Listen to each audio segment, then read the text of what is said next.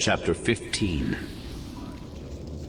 In the deep well of Outer Rim space, a Carrack-class light cruiser, the Oculus, sits quiet and still amid a field of debris. The debris, the pulverized leftovers from the comet Kinro, a celestial object once predicted to carve a path clean through the core worlds many eons ago, sure to destroy one or several planets and people on them. The history books suggest that it was the Jedi who banded together, and several gave their lives, some just their minds, willing the comet to break apart before it ever even punched a hole through the mid-rim. Ensign Deltura cares little for that history. Not because it doesn't interest him, it does. His father was a history buff. Their home had little furniture but stacks of books and heaps of maps. Right now, though, the only thing Deltura cares about regarding this comet field is that it provides him and the cruiser perfect cover. He looks over to the young Togruta woman next to him, Science Officer Nirian. She cocks her head toward him. Nirian is cold, efficient, all business.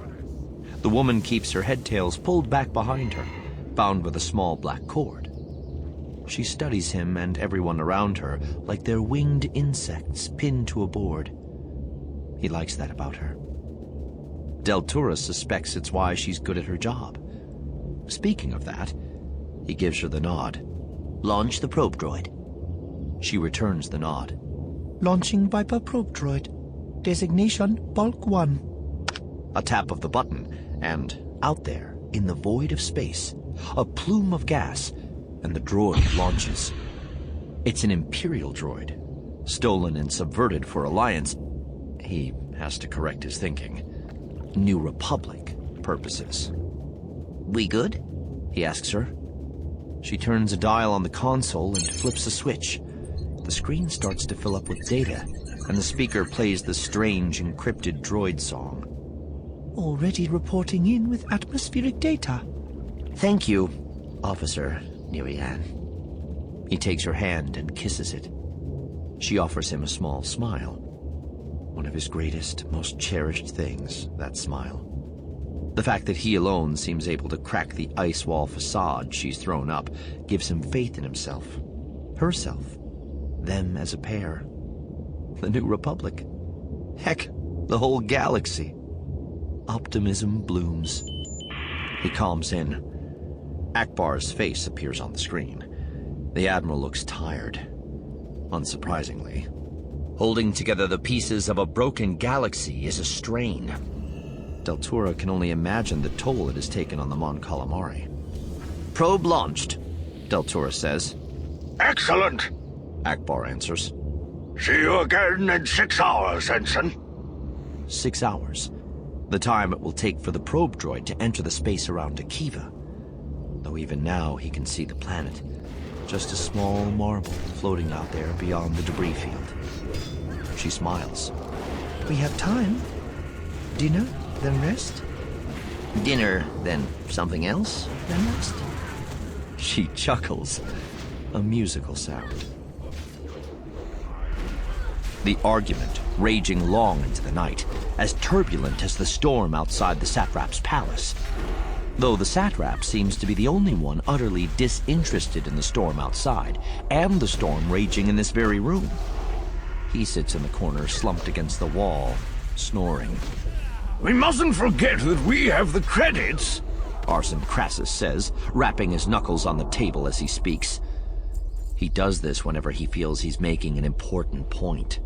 And it would seem that he always feels he's making an important point, as he makes this knock, knock, knock gesture with irritating frequency. The credits to spend how we see fit. Jillia Shale sits stone-faced, barely having moved in the last many hours, as if this isn't taking the toll on her that it is on the rest of them. Shale says, Credits will not buy back our galaxy. They will not buy the hearts and minds of the people.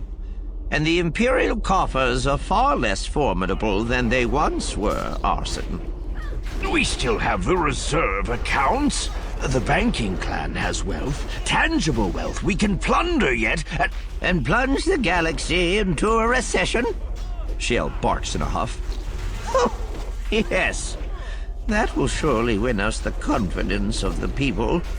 It's not about winning over all the people, Crassus says.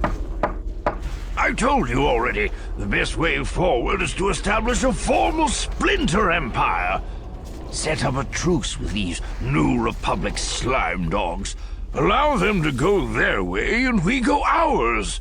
We're already locked in something of a cold war with those ninny mandarers, so we make it official. Shale rolls her eyes. Yes, let's build a wall down the middle of the galaxy. They can have their half and we'll keep ours. It doesn't work like that. Let me make this abundantly clear to all who dare listen. We lost this war. We played with a foolish, overconfident, reckless hand, and we paid the price for it. There is no truce to be had. The New Republic will not abide us taking our toys to the Outer Rim. They will hunt us down. They will try us as war criminals. They will jail some of us and execute others. Sloane watches as the archivist struggles to keep up, hurriedly taking notes. He and the satrap are the only others without a formal stake in the meeting allowed in the room. Even Adia must be elsewhere, though stormtroopers guard the door, of course. Once again, Arson leans forward and starts to speak, rapping his knuckles on the table to punctuate his words. Shale, you were a vital strategist for the Empire, and yet you lament the Empire's strategy. Arson, Ray blurts out. If you bang those knuckles on this table one more time, I will break them with a stick. Ray, that's no way to speak to me, he blusters. Pandion smirks. She's right, Crassus. It's deeply irritating. Do it again, and I'll break the other hand to make sure it's really, truly done. The banker sits back, arms crossed over his barrel chest. He mopes like a scorned child. The strategy of the Galactic Empire, Shale begins, was not under my supreme control. I'll make it clear yet again that I disagreed with both implementations of the Death Star. I opposed its creation from the very beginning, and in fact that opposition marginalized my input going forward, except perhaps at Hoth. But the Death Star was our undoing. That old phrase, "Don't work your children in the same mine," applies here. Putting so much time and money and effort and people into the ecosystem of that massive battle station was a fool's crusade. Palpatine was arrogant.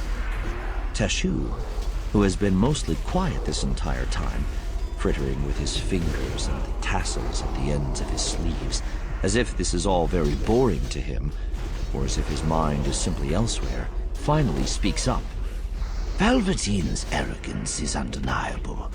One also cannot deny that without it, the Empire would never have existed in the first place. Moff Pandion, Grand Moff Pandion apparently, stands up, begins to pace a semicircle around his end of the table. I for once agree with Julia Shale. Not just that the Death Star was our greatest mistake, but also that no truce will suffice. That will not slake the so-called New Republic's thirst for our blood. They've got it in their heads that we're monsters. It is decided. But that also means we cannot merely surrender. They'll want their taste of blood. Don't be surprised if the best of us get dragged out into the streets so we can be shot by some savage with a slug thrower. Yes, Falco, Shale says.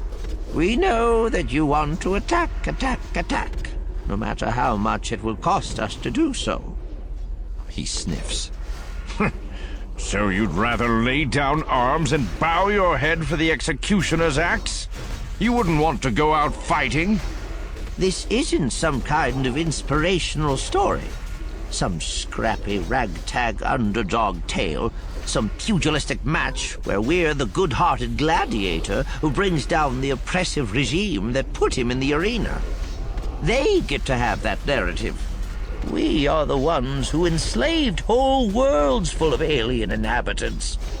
We are the ones who built something called a Death Star under the leadership of a decrepit old goblin who believed in the dark side of some ancient, insane religion. Yup Tashu raises a quizzical academic eye toward her. Pandion just sneers. Were this a better day, you'd be executed for treason, General Shale. See? Shale says. We are the ones who do the executing, Grand Moff Pandion. If we surrender, the aberrant kindness of the New Republic may translate to us. We may get to keep our heads still. She huffs. Besides, we don't have a meaningful strategy of attack. Of course we do, Pandion says with a laugh. Are you mad? The rebels, because that's what they are, rebels, criminals, deviants, did what they did with almost no war machine in place. Insurgents, all of them. They managed a few lucky shots with their slingshots, but we still have the ships, the men, the training. He points to arson. The money. Then why do governors turn away from us every day? Why do we lose more ships every week? Why do we see holovids of freed worlds throwing parades and tearing down statues? They did so much with so little, Pandion. You misunderstand our place in history. Then we do much with little. Besides, he waves his hand dismissively. Those holovids are propaganda, and you damn well know it. The reality is, the Rebel Alliance doesn't have the resources to keep control of this galaxy. But we still do. And here he turns toward Ray Sloan. Let's not forget, we still possess a super Star Destroyer. Isn't that right, Admiral Sloan? Or do we possess it? Perhaps only you possess it. Perhaps you're being a greedy little child who doesn't want to share your fleet with the rest of the Academy. An expected commentary, one he's been making again and again since they began this thing. Ray says the same thing she says every time he brings it up. The Ravager and its fleet are at the disposal of the Galactic Empire, Valco. The question remains... He echoes her response even as she speaks it, though with a considerably more mocking tone. The question remains, what even is the Empire at this juncture, and who controls it? Yes, I'm aware of your stance. I just want the room to be aware that you're the one with your finger curled around the trigger of our greatest weapon, and yet you keep it hidden. Well, we don't even know where, do we? Your spies haven't served you that slice of the pie yet, she says, putting a small curl at the corners of her lips. Pandion starts to protest, but she wants to control this meeting, so control it she does. This meeting is to decide the fate of the Empire with the input of several advisors, not just one. If I wanted to take the Ravager and seize control, I could make that attempt, and I might even manage it. But I'd rather not make the same mistakes as in the past. Now, Grand Moff, we have heard from you. We know your position, again and again. One person we have not heard from is you, Advisor Tashu. Would you enlighten us? Tashu looks up once more as if all this is a distraction. Oh, yes, of course. Tashu was a close advisor, and a friend, as much as one could be, apparently, to the former Emperor Palpatine. The man who was once senator, and then chancellor, and the man whom rumors said was also a dark Sith Lord. Amid the